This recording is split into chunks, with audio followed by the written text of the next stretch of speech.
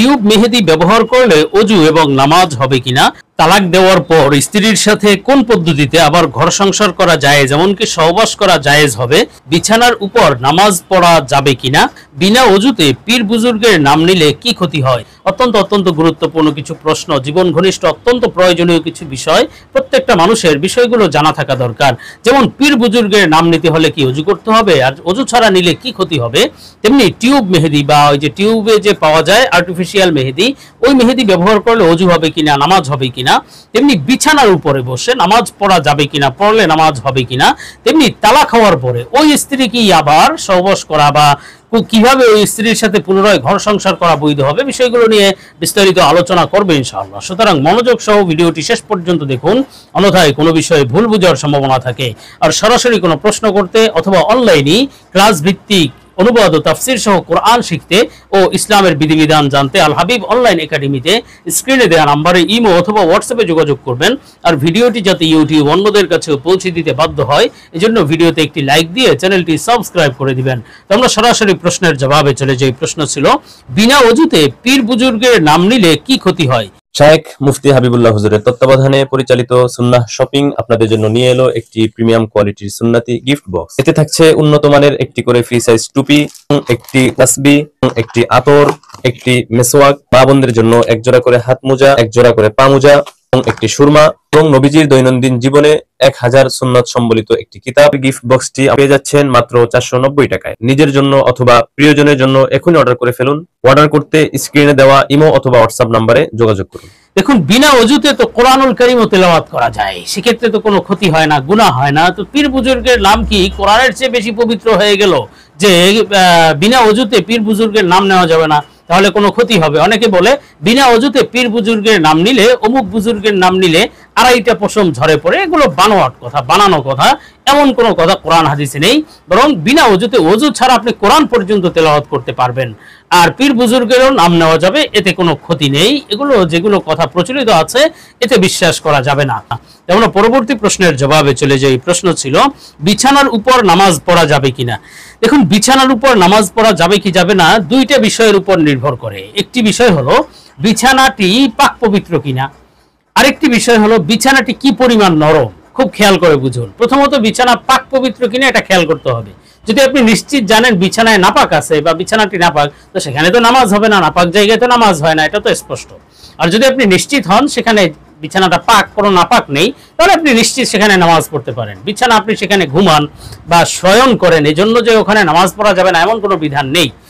আর যদি আপনি অনিশ্চিত হন যে বিছানা পাক নাকি নাপাক, তাহলে অবশ্যই উচিত হলো যে সেখানে কোনো পাক পবিত্র কাপড় বিছিয়ে, জায়নামাজ বিছিয়ে নামাজ পড়া।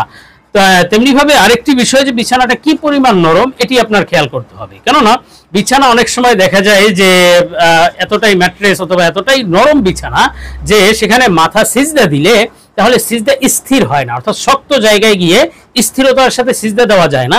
এমন জায়গায় সিজদা দিলে সিজদা সহি হবে না, আর সিজদা সহি না হলে নামাজও হবে না। মোট কথা, এত বেশি নরম বিছানায় নামাজ পড়ার ক্ষেত্রে এই বিষয়টি লক্ষ্য করতে হবে। আর যদি বিছানা সাধারণ হালকা নরম হয় বা অত নরম না হয় যে আপনার সিজদা দিতে পারেন স্থিরভাবে, তাহলে নামাজ হয়ে যাবে, কোনো অসুবিধা নেই। তো আমরা পরবর্তী প্রশ্নের জবাবে চলে যাই। প্রশ্ন ছিল, তালাক দেওয়ার পর স্ত্রীর সাথে পুনরায় ঘর সংসার করা কোন পদ্ধতিতে জায়েজ এমনকি সহবাস করা জায়েজ হবে। দেখুন, তালাক দেওয়ার পর স্ত্রীর সাথে পুনরায় ঘর সংসার করা অথবা সহবাস করা পর্যন্ত বৈধ হবে কোন পদ্ধতিতে, এটা নির্ভর করে যে আপনি কিভাবে তালাক দিয়েছেন বা কোন তালাক দিয়েছেন। সাধারণত তালাক তিন ধরনের হয়। একটি তালাক হলো তালাকে রোজাই, আরেকটি হলো তালাকে বায়েন, আরেকটি হলো তালাকে মুগাল্লাজা। তিনটার তিন বিধান, খুব খেয়াল করে বুঝুন। প্রথমত তালাকে রোজাই যদি হয়, যেমন আপনি বললেন স্ত্রীকে তালাক দিলেন এভাবে, আমি তোমাকে এক তালাকে রোজিয়ে দিলাম, অথবা বললেন যে 2 তালাকে রোজিয়ে দিলাম, এভাবে স্পষ্ট করে বললেন।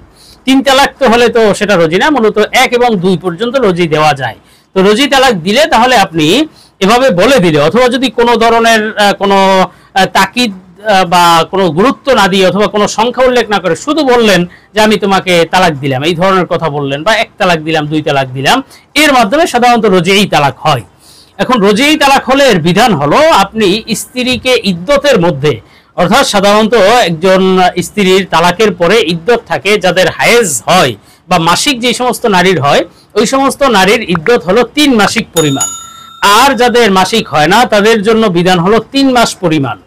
আর যারা গর্ভবতী তাদের ইদ্যত হলো গর্ভ খালাস হওয়া বা সন্তান ভূমিষ্ঠ হওয়া পরিমাণ, ওই পর্যন্ত ইদ্যত পালন করতে হবে। এই ইদ্যতের মধ্যে যদি স্বামী স্ত্রীকে ফিরিয়ে নেয়, যদি মৌখিকভাবে বলে যে আমি তোমাকে ফিরিয়ে নিলাম বা আমি আমার স্ত্রীকে ফিরিয়ে নিলাম, এভাবে বললেও রুজাত হয়ে যাবে, ফিরিয়ে নেওয়া হয়ে যাবে। তেমনিভাবে যদি শারীরিক সম্পর্ক করে, স্বামী স্ত্রী সুলভ আচরণ করে, তাহলেও ফিরানো হয়ে যাবে। এই ফিরানোর মাধ্যমে আপনি পুনরায় তার সাথে আবার ঘর সংসার করতে পারবেন।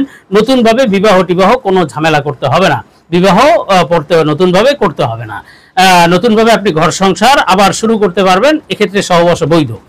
আর যদি তালাকটি বায়েন হয়, অর্থাৎ আপনি যদি কোনোভাবে বায়েন তালাক দেন, যে আমি তাকে বায়েন তালাক দিলাম, এই ধরনের কথা যদি বলেন, তাহলে 1 এবং 2 তালাক বায়েন পর্যন্ত হলে আপনি তাকে পুনরায় বিবাহ করতে পারবেন। পুনরায় নতুনভাবে সাক্ষী নির্ধারণ করে, মহারানা নির্ধারণ করে, হিজাব কবুলের মাধ্যমে নতুনভাবে বিবাহ করতে পারবেন। বিবাহ করলে আপনি ওই স্ত্রীর সাথে পুনরায় ঘর সংসার শুরু করতে পারবেন। বিবাহ না করলে কিন্তু পারবেন না। এবং আপনি এই যে রোজি এবং বায়ান তালাকের ক্ষেত্রে আপনি যেই কয় তালাক দিয়েছেন, 1 অথবা 2, এই 2 তালাক আপনার হাত থেকে শেষ হয়ে গিয়েছে। পরবর্তীতে যদি আপনি আর অবশিষ্ট তালাক দেন, তাহলে আপনার স্ত্রী চিরজীবনের জন্য বা একেবারে বিচ্ছেদ হয়ে যাবে, মুগাল্লাজা হয়ে যাবে। 3 পর্যন্ত যদি পৌঁছে যায় আগে এবং পরে মিলিয়ে। আর যদি আপনি তালাকে মুগাল্লাজা দিয়ে দেন, 3 তালাক একসাথে 3 তালাক দিয়ে দিলেন, অথবা যে কোনো ভাবে 3 তালাক পর্যন্ত পৌঁছে গেলেন, দিয়ে দিলেন, তাহলে ওই স্ত্রীর সাথে আপনি আর নতুনভাবে শুধু বিবাহ করলেও আপনি আর তার সাথে ঘর সংসার করতে পারবেন না, সহবাস তো বৈধই না। আর এক্ষেত্রে আপনার একটি পদ্ধতি আছে, সেটি হলো ওই স্ত্রীর সাথে অন্য কোনো পুরুষের বিবাহ হতে হবে। সেই বিবাহকারী স্বামী যদি তাকে তালাক দিয়ে দেয়, সহবাস বা শারীরিক সম্পর্কের পরে সহবাস হতে হবে, সহবাসের পরে যদি তালাক দিয়ে দেয় অথবা যদি মারা যায়, তাহলে তার ওই ইদ্যতের পরে আপনি তাকে পুনরায় বিবাহ করতে পারবেন। এই পদ্ধতি আছে, এটি হলো তালাকে মুগাল্লাজা, যাকে হিলা পদ্ধতি বলে। মূলত এটি বানিয়ে এই হিলা পদ্ধতি তৈরি করা উচিত নয়। আর সাধারণভাবে যদি এমন আমল হয়, তাহলে ওই স্ত্রীকে আবার আপনি ফিরিয়ে নিতে পারেন। তো আমরা পরবর্তী প্রশ্নের জবাবে চলে যাই। প্রশ্ন ছিল, টিউব মেহেদি দিলে অজু হবে কিনা। দেখুন, টিউব মেহেদি বা আর্টিফিশিয়াল মেহেদি যেটা পাওয়া যায়, এটা দিলে অজু হবে কিনা এটা নির্ভর করে ওই মেহেদির ধরনের উপরে। সাধারণত যদি মেহেদির মাধ্যমে কোনো আবরণ তৈরি হয় হাতে, যেখানে আপনি ব্যবহার করবেন, তো আবরণ যদি তৈরি হয় এবং আবরণটা যদি এমন হয় যে এর নিচে পানি পৌঁছতে পারে না, তাহলে তো আপনার অজু হবে না, অজু না হলে তো নামাজও হবে না। তো মেহেদি যদি অমন হয় যে আলাদা আবরণ তৈরি করে, তো সেক্ষেত্রে আপনার অজু হবে না, ওই মেহেদি ব্যবহার করা যাবে না। আর যদি এমন হয় যা শুধু একটা রং তৈরি করেছে, আলাদা উপরে কোনো আবরণ পড়েনি, তাহলে এই মেহেদি ব্যবহার করতে পারবেন এবং এতে আপনার অজু হয়ে যাবে, যেহেতু উপরে কোনো আবরণ পড়েনি, এবং অজু হলে তো নামাজও হবে। তো মূলত মেহেদি সাধারণত যেটা টিউবে পাওয়া যায়, এগুলো সাধারণত এই কিছুটা রং তৈরি করে, কোনো আবরণ তৈরি করে না। তো মোট কথা আপনি বিষয়টি বুঝে শুনে আমল করতে হবে যে কোনো ধরনের আবরণ থাকে কিনা। আবরণ থাকলে এবং অজুর পানি প্রবাহিত হতে বা শরীরে পৌঁছতে বাধা দিলে, তাহলে ওই মেহেদি ব্যবহার করবেন না। ব্যবহার করে অজু করলে কিন্তু অজু হবে না।